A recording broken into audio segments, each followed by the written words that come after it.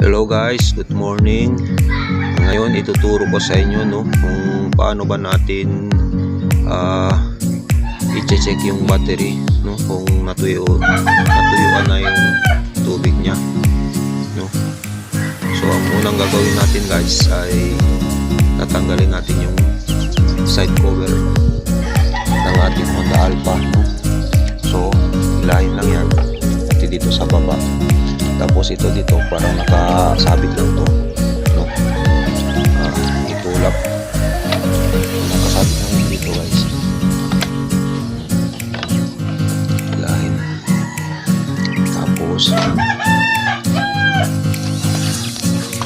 ito yan guys battery ng Honda Alpha.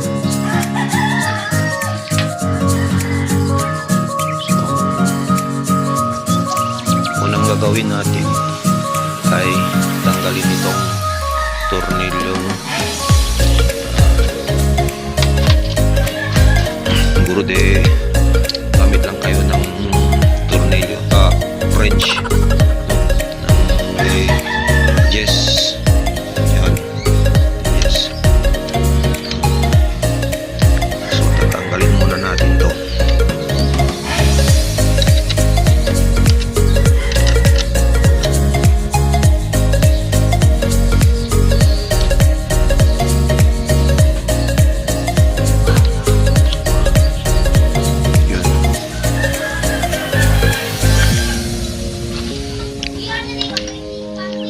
Tapos dito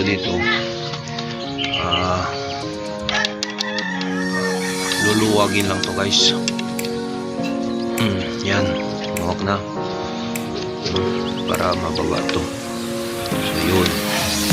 Tapos guys, bago nyo kunin yung battery, kailangan tanggalin nyo muna yung nakakonekta sa motor ito kung dito negative, may tornilyo yan siya. Pati dun sa may positive, may tornilyo dito so gagamit po tayo ng screwdriver itong screwdriver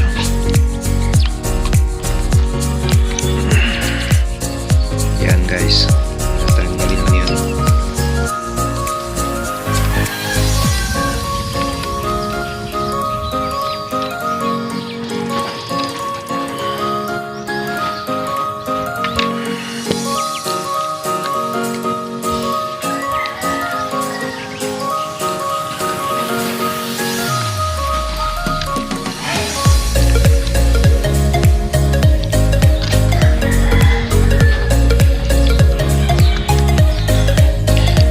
Ito guys kasi pag umaga nahirapan ko na paandar ang aking motor. Kailangan ko na kasi kung i-click lang natin yung starter button niya hindi na siya umaandar guys, hindi kaya sa kuryente.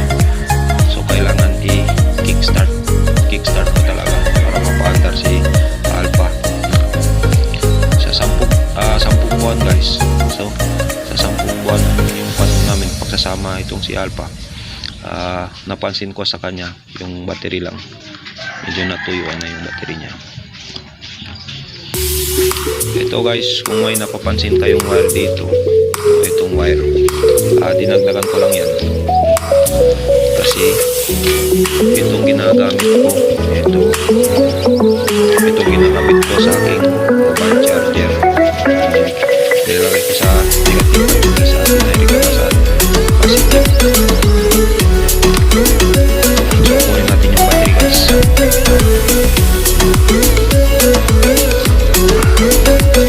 Tanggalin mo natin yung drainage. May drainage tapos yan guys.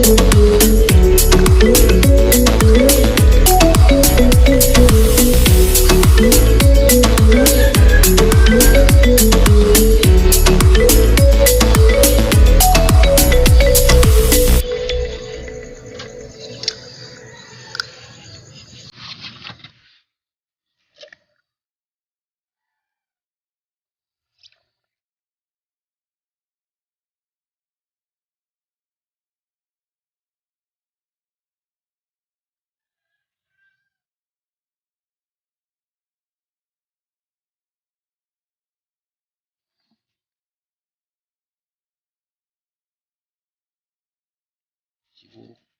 Kada 2 buwan guys, kailangan dagdagan nila yung tubig. Kasi nababawasan talaga yung tubig niya.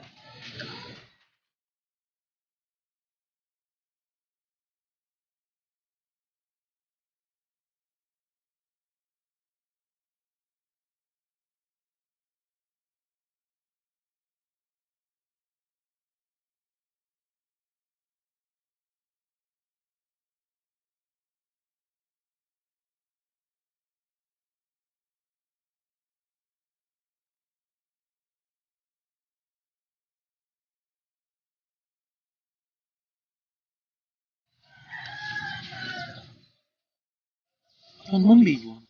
Ano? Sige na po. Sige na din may mana. Walang klaro.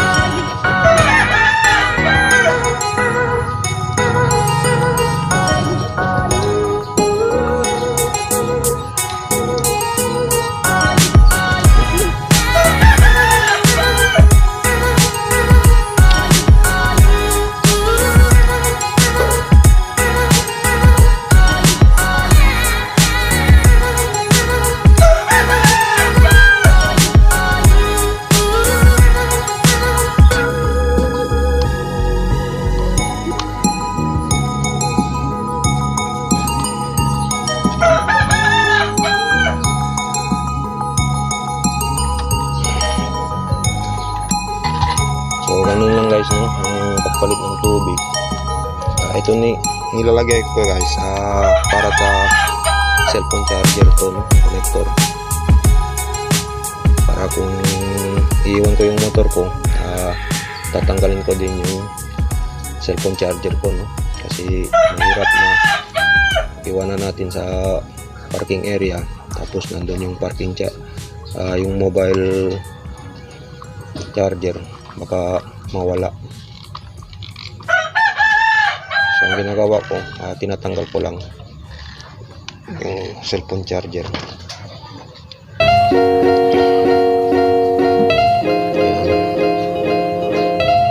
Tapos ito dito.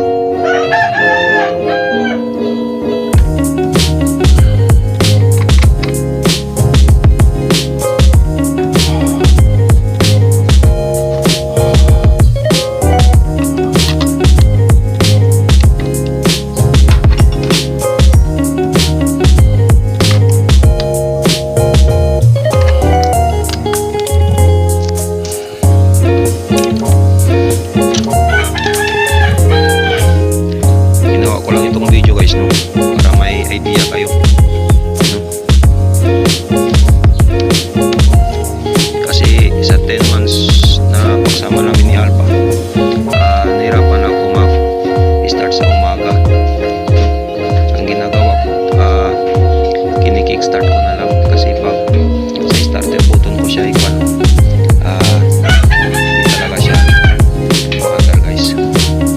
So ganun lang guys, no?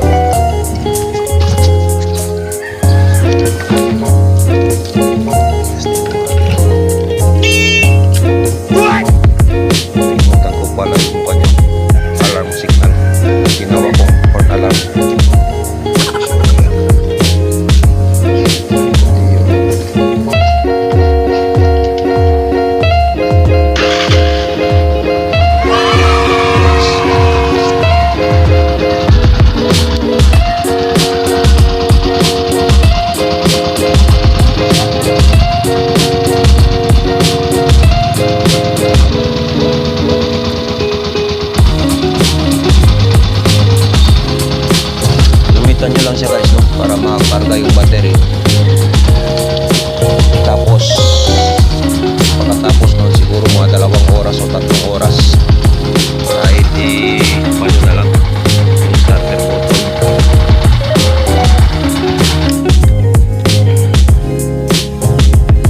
Hindi nyo na kailangan pakikrang.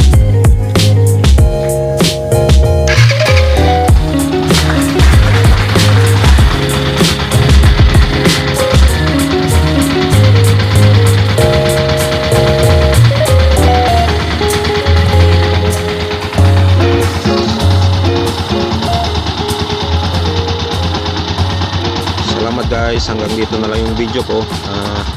Abangan nyo yung next video ko guys. Gagawin ko ulit yung kill switch, no? Ginamitan ko siya ng 20 pesos na 12 volt switch, no? Yun lang. Tsaka wire siguro mga kalahating metro lang, no? Yung wire. May kill switch na ako guys. So i-tutorial ko ulit yung paggawa ko guys, no? Para malinaw, kasi yung ginawa kong video hindi talaga siya masyadong malinaw, no? Kaya ulit yung paggawa ko ng video ng kill switch. So salamat guys. Kung nagustuhan nyo aking video, kung maaari lamang na subscribe lang ako guys, at kung may suggestion po kayo, pwede naman mag-comment dyan sa baba ng video, pa-like lang and share guys. So salamat po and God bless.